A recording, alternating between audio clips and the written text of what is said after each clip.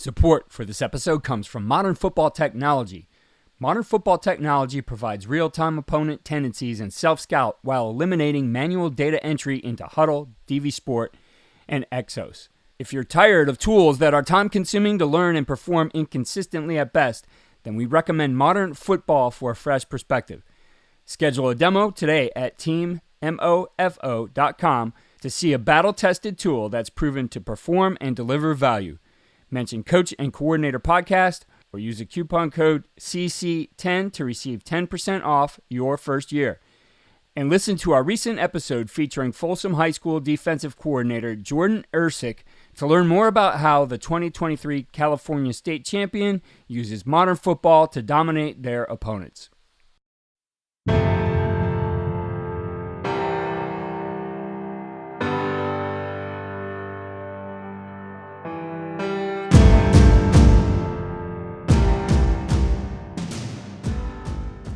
We really want to stay in our base setup as much as we can.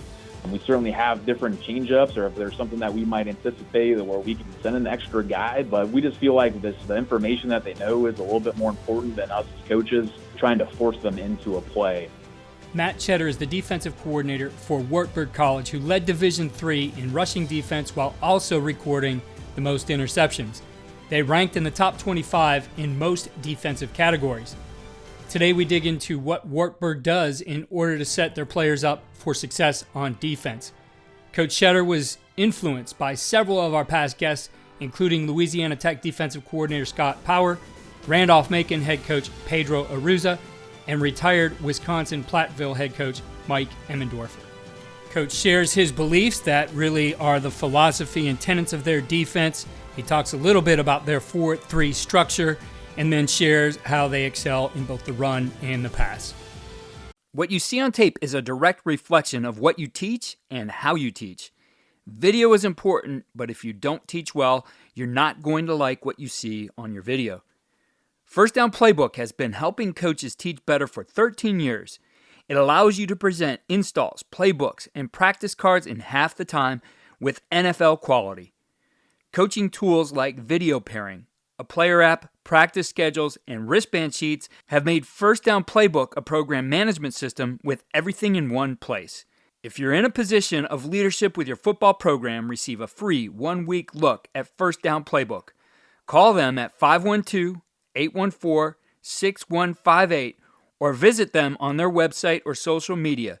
Mention Coach and Coordinator Podcast or use the coupon code COACH24 to receive a $100 discount off the normal $700 First Down Playbook team membership price. Links and the phone number are in the show notes.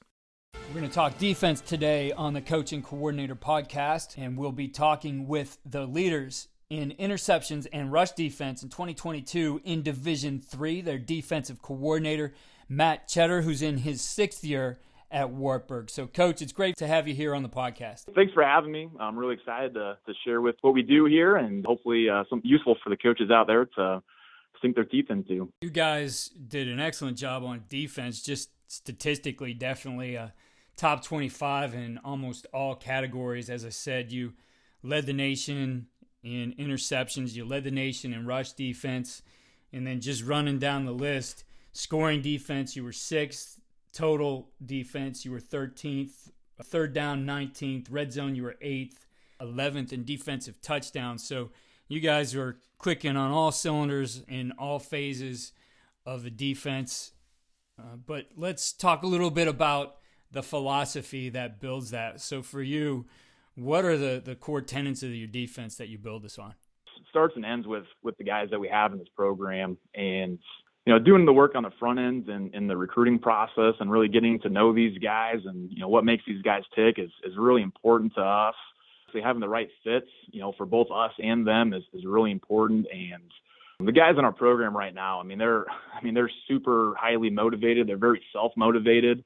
As the coach, obviously you want to be a great motivator, but when you can teach that to those guys and those guys can take off and run with it and own the motivation aspect of it, you're certainly in for a special season for sure. So I know going into this off season, our guys were hungry. We had an okay year In 2021, we went 7-3, and that's, a good year. There's plenty to be proud of for that. But, our guys certainly have higher standards and higher expectations than that. So when we kind of started our off-season program, the kind of the veteran group that we had back, the leaders that we had in this group really took that and ran with it throughout our entire off-season. And by the time we got back to fall camp in August, everything clicked right away. There wasn't any friction or anything like that. We were able to give a lot of that ownership to those guys in terms of their leadership and how they wanted to operate some of that stuff. That was really big. But yeah, in terms of just our overall, philosophy, defensive philosophy here at Wartburg, number one, we want to be able to put the pressure on the offense. You have to create big plays.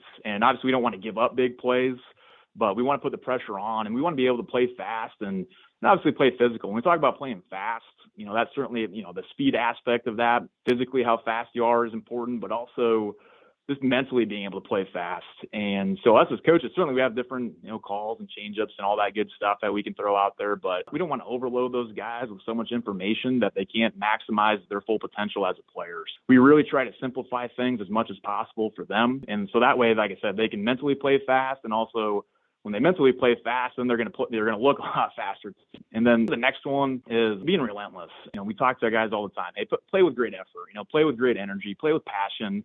And certainly that pursuit aspect of it. If you're going to be out there, you got to be able to run the football. And our personnel and where we put guys out there and how we put those guys in positions defensively, it's not you can do it sometimes or not. You got to be able to run the football every time. So that gives our guys confidence, knowing that they can go take a shot at making a big play, knowing that they got 10 other guys out there that have their back. If it doesn't quite work out for them, then hey, there's 10 other guys that are flying there that'll pick it up for you. The next one is great communication. When we're out there, all 11 guys being on the same page is super important. Certainly there's check systems that we have in terms of the coverage or whether we have blitzes or stunts or anything like that. But we also want to make sure that guys are communicating in terms of, hey, what they see from the offense. And that's something that we're able to do because we try to keep things simple. Those guys are constantly talking with each other. Hey, where's the running back lined up? Is he tight? Is he deep? Is he wide? Where's the tight end? Is he on the ball off? Is he tight? Do the receivers, do they have tight splits? Is number two a little tighter?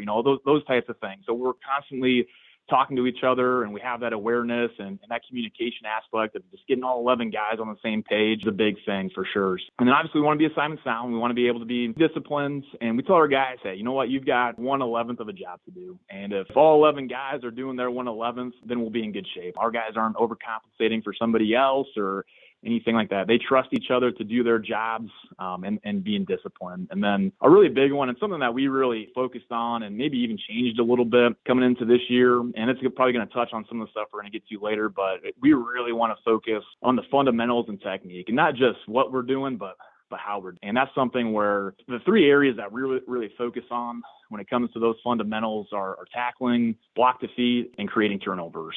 Those three areas, so those things, that's something that we did a little bit different here this year going into camp. And in the past, when we talked about, tackling and block defeat and turnovers, it's always kind of within our position groups, in our position meetings, on the field, we drill that in our individual drills and all that good stuff. But this year, we really made that a focal point. And what we did this year is when we brought up tackling. So we had our entire defense in our meeting room, and we installed tackling and how we tackle. And everybody was on the exact same page of how we tackle. We even created a quiz that everybody had to take in regards to tackling, in regards to that presentation, where they had to take that quiz and had to get 100% on it. They didn't, then they had to retake that quiz. So that really helped our guys understand tackling system and kind of how they fit into our total scheme as well. And we did the same thing with block defeat. That's really important. Somebody's going to eventually try to block you. And then we did the same thing with turnovers. So those three areas, we had our entire defense together in each one of those segments. And we installed that with our entire defense, just like we install any other play or blitz or anything like that. So that was a big focal point heading into this year, and certainly paid some dividends to us as well. Next thing is we certainly want to be multiple. We definitely want to present some different looks to the offense. We don't want to just line up in the same thing over and over again. Some of it will be some subtle changes here and there with maybe some disguise aspects, but we certainly want to be able to have some sub packages to be ready to go, and a little bit probably more on third down is where we get a little bit more creative with some of that stuff. But we're always going to be sound. We don't want to just sell the form just because they've got one really good receiver. All right. There's some things we can do to help with that, but there's a lot of different ways an offense can attack you And so we want to present a lot of different ways that we can attack the offense. We've got to be able to stop the run, force offenses to be one-dimensional. If a team is really good at one thing and they do that one thing, then there's a lot of different things that we can do to that one thing. But if an offense can do multiple things really well, then that kind of thins us out what we can do to that. So we really want to focus on stopping the run so we can use some of that creativeness to be able to handle the pass game. We definitely want to be in the backfield, create havoc, create negative yardage plays. That's certainly a big thing. We definitely want TFL, sacks, those are all great. Get the offense behind the chains and just getting pressure beyond the line of scrimmage. And then the last one here is win the situational. And having the awareness for our guys to understand what situation they're in is important.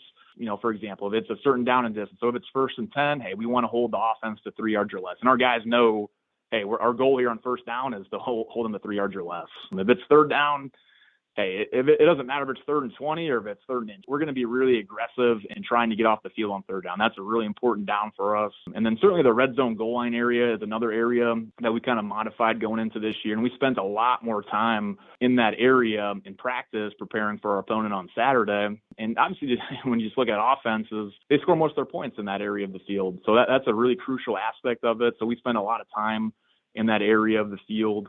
Certainly want to be good in the 2-minute situation into the half, into the game, and then the sudden change aspect, and just having the mindset of when the offense makes a mistake, it's, eventually it's going to happen. They'll cough the ball up or, throw an interception, whatever it is. And, our guys go out there with the mindset of, hey, we got your back. Hey, we'll stop these guys.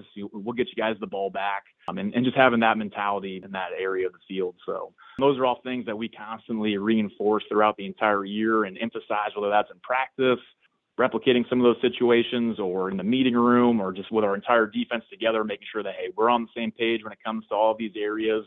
And that's something that we really focus on. So I'm sure there's something that's on the T-shirts or on the cover pages of the game plan reports, but what are you guys branded as, or what's your identity that you guys build around? A big one that we say a lot is don't flinch, or another one is turn the page. And whether that's because we did something good, turn the page, get ready to go for the next play. The opponent they can do something to get back in this game. If it was a good play, be excited about it, but get lined up, get ready to go again. Or if we get a 3 and out, okay, good job, guys. Let's turn the page and let's get this thing done next time we go out there. Or if something doesn't go our way, whether it's a big play or they end up scoring on that series, hey guys, we're all right. Learn from it, but don't flinch, turn the page.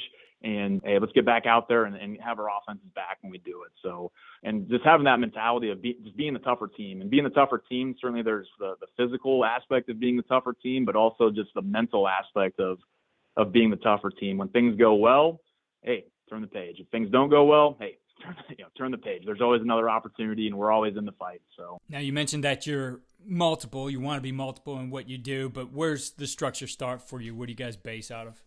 Yeah. So our base defense, we consider it a 4-3 defense. So obviously our 4 down linemen, 2 D tackles, 2 D ends, Mike, Sam, Will, 2 safeties, 2 corners, and then our structure. So our 4-3. So we, traditionally, like when I was playing here and in a few years beyond that, Wartburg's always pretty much been a 4-3 defense. And then it would have been around, so I wasn't here at the time, but it would have been right around the 2016 season or right after that. And then that's where kind of the RPO thing started to trickle down. And like I said, we're a kind of more of an old school 4-3, and we're playing over-under fronts, things like that. And the fit system to that and how much that changed. And guys had all this stuff on their plates. And then obviously on the coverage aspect and having some things to have to match up with how we're fitting things. So after that season, the defensive staff, like I said, I wasn't here at the time. We had a guy on our staff that had played at Northwest Missouri State. So the staff went down there and learned that system and brought it back to Wartburg. And since that time, we've obviously made it our own. And we've been running this system since 2017. That first year we ran it, we had a great defense, made it to the quarterfinals of the playoffs. The way it kind of works is, so our 4 down linemen, typically 2 tight 5 techniques, 2 2-eye techniques. And again, those guys as alignments will adjust based off of certain things that we see from the offense week to week. So that's kind of where they start at. And run game wise, those guys are the A and B gap players. Those guys, like I said, those are really the guys that if anybody has an actual run gap that they're responsible for, our D-line is taking care of the A and B gaps. And so the rest of our defense understands that and knows that. But that's where it starts, is those guys up front certainly want to get vertical steps up the field. We want to get knocked back. We want to reestablish the line of scrimmage with those guys. So we're not staying necessarily just on the line of scrimmage. We want to get some vertical push with those guys up front. So again, we count on those guys to be A and B gap players. So what that does now, that helps us with our second level guys, our linebackers, and where we're able to line those guys up, because there's no immediate interior run gap that those guys have to go fit right away. So we actually line up our Mike linebacker. He's going to be at about 6 to 7 yards. He's going to start over top of the football. He might adjust and skew his alignments based off of, again, who we're playing and what they like to do, but that deepens him up. And the reason he's able to deepen up is obviously, like we said, there's no immediate run gap. He's got to go fit right away. And number two, if anything does start to work to his level, he's deep enough where he's able to scrape over the top of that thing and be able to go track the ball carrier inside out. So our Mike, we don't tell him that he has this gap or that gap. Our Mike is key in the backfield, and if it's a run play, he's tracking the ball carrier aggressively with inside out leverage. And that's a big thing in terms of the run fit in our entire defense, is we teach almost more leverage base than you have this gap or that gap, which has been really helpful to us. So like I said, our Mike is, like I said, he's in the run game. He's wherever the ball goes, he goes. So that's a fun thing to have that guy be able to run around and make a bunch of plays for you that way. It is kind of hard for teams to get up to him. Certainly teams find ways to do that, and makes it a little tougher on us. But that's, like I said, where kind of our interior box is set up. And then our outside linebacker, so Sam always goes to the field, Will always goes to the boundary. And same thing, because those interior gaps, we're counting on all those gaps to be closed off. Those outside linebackers now, they play more on the edge of the box. And again, those guys, if they have a tight end or H-back, they might be a little tighter. If they don't have tight end or H-back, they can widen out and play a little bit more in the alley there between the tightest wide receiver and the end man of the line of scrimmage. And same thing, those guys start by keying the end man, and those guys know that they're outside in leverage players. Again, they really don't have, we don't tell those guys, hey, you have the C gap, even though they are the C gap, but they understand what their leverage is and the angle that they're going to go attack the ball carrier if it is a run. So they understand, okay, I'm an outside in leverage player. I'm on the edge of the box. Mike's an inside out leverage player, and our D line, they're all inside out leverage players. So really the way it should shake out with the box is the D line should, if we're doing it right, the D-line should force the ball carrier to have to go lateral. They should have to go and attack the edge of the box. Our outside backers, they're screaming in and they're attacking outside in. And then our Mike in that system in our front is like I said, he's inside out going wherever the ball goes. So then on the back end of it, fit part of it, it all plays off of what that box is. Wherever we align our DBs, and again, some of it is based off of the coverage that we have called. Some of it's based off of maybe the skies implement. Some of it's based off of, hey, this team, they need to see it too high. Well, then we'll present it too high and then, roll one way or the other. But they understand that they're fitting off the box. We don't tell those guys, hey, you've got to go fit, the A gap or B gap. We tell those guys really especially more of the safeties, those guys really fit off of the outside backers. And those guys really, hey, their job is to make the outside backers right. So if the ball bounces outside the outside backer, then, hey, they're going to stack and fill to the outside. He's going to cut in, and, hey, he's going to stack and fill and fill inside. So corners are more of the secondary force players. And by that time it gets out to there, our pursuit and the sideline should help us. So that's really the structure of our defense. And that's something that we've been running since 2017. And certainly we've taken some lumps along the way, and which has been good. And anytime we play a really good team that maybe takes advantage of a certain area here and there, that's a good thing. Then that forces us to come up with some answers. And that's something that we've been able to develop here along the way. And we have a lot of answers to certain things that we see. And we treat it as a 4-3, but at the same time, it's like I said, it's a little bit of a unique setup. It's a little bit of a unique system that we run. And, offenses really have to adjust to us more than we have to adjust to the offense. What we do is what we do. Our guys get good at what we do. So we focus a lot more on the fundamentals and technique of what we do than the schematic of, okay, you key this, if he does this, you do that, if he does this, you do that. They've got some pretty simple rules in what they do and what they follow, and we've got plenty of change-ups off of that to help them out. And I think it's a tough thing for offenses that, especially if it's new for them and they only have 1 week to get ready for it, it can be a little bit of a challenge for them, I think. When you look at the way you approached those rundowns, especially early downs, was there something You guys leaned on a little bit more than other? Were you playing more base? Were you moving more? Did you have some run pressures? What were maybe some of the things that led to success in that area? And part of it is when we, break down teams and we look at teams and understanding, hey, 1st and 10, some teams might love to throw the football. Some teams are really heavy in running the football. And is it the first play of the series or is it the 1st and 10 within the series? And then having the awareness of, okay, in this situation, this is a pretty run-heavy situation, or just how they line up different formations and how they look. Okay, hey, when they line up like this, hey, guys, we got to be ready here. We're anticipating a run here. So that part of it was big in terms of understanding the situation that they're in and what the offense is showing us, but also from us schematically, we're not huge on sending a bunch of pressure. We certainly have ability to do that, but if we can, we really want to stay in our base setup as much as we can.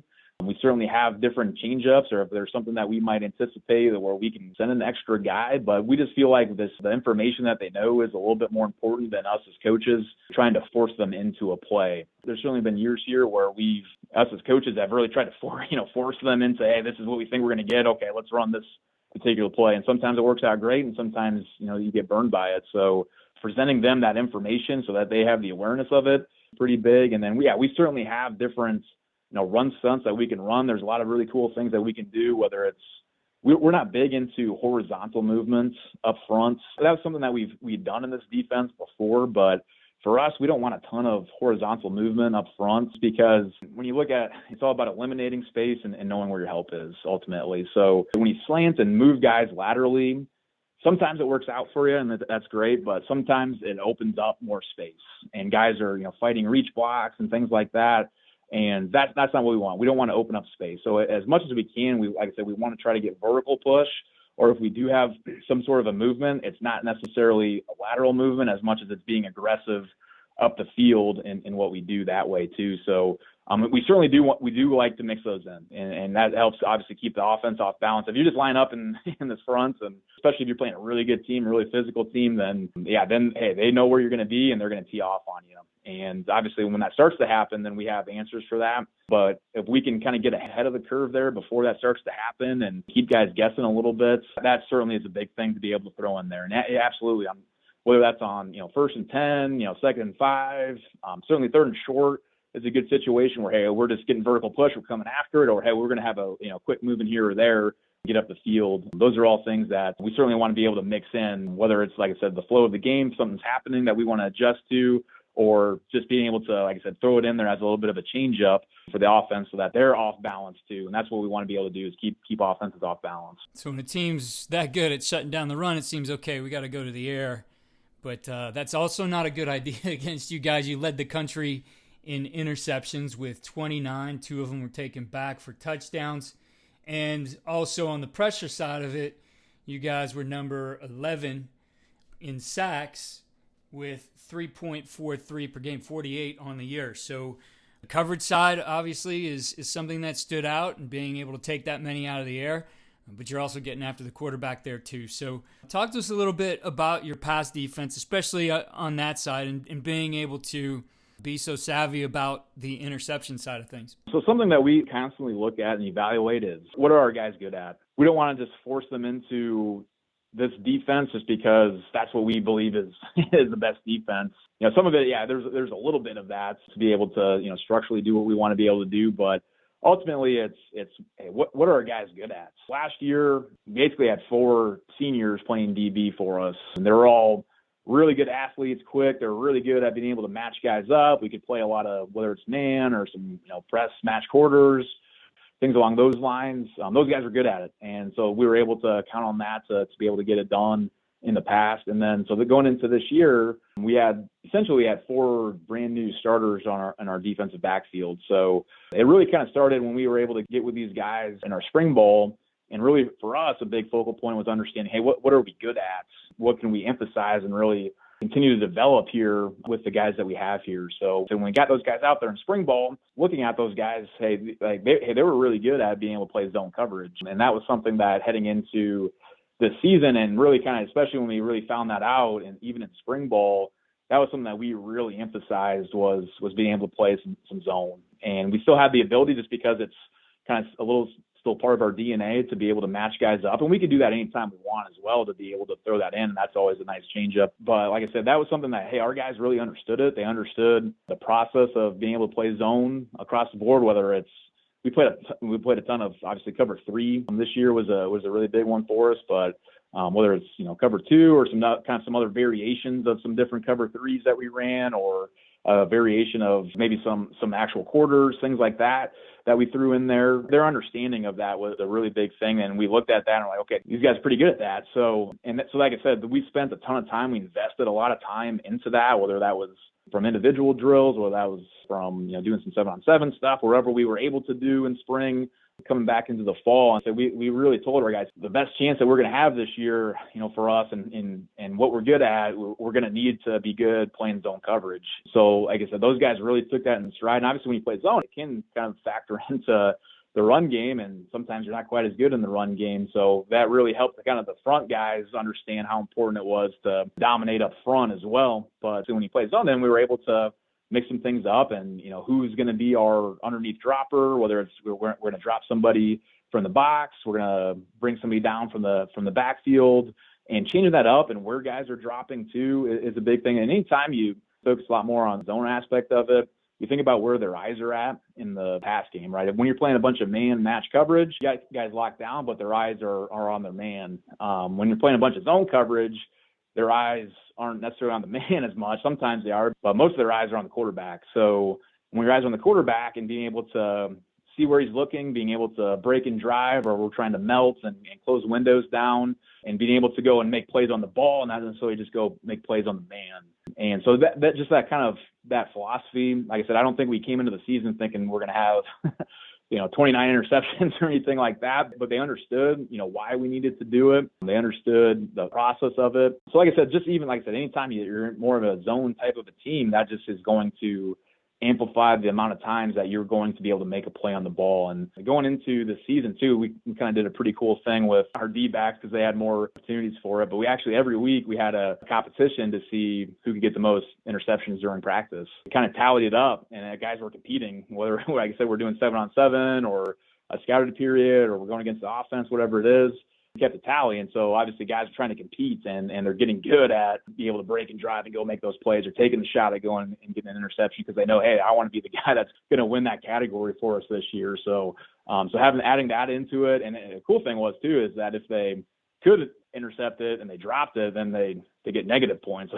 So that really helped them understand, hey, you got to catch this thing too, and go make a play. So that aspect of it, the competition part of it, just kind of what our guys were good at, and us being able to adjust to our players and their strengths, all of that kind of came together for us this year. And that's why we had a ton of success.